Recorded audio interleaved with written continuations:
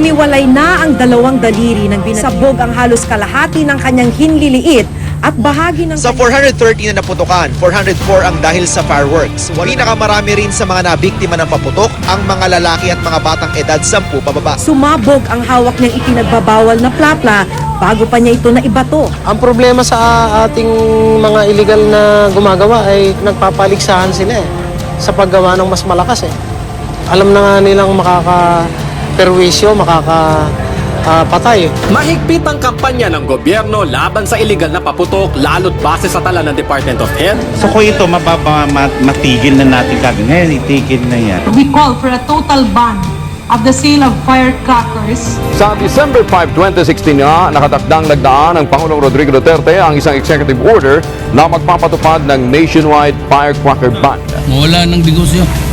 Economic, whatever, social, lahat na. So I would need the cabinet to decide.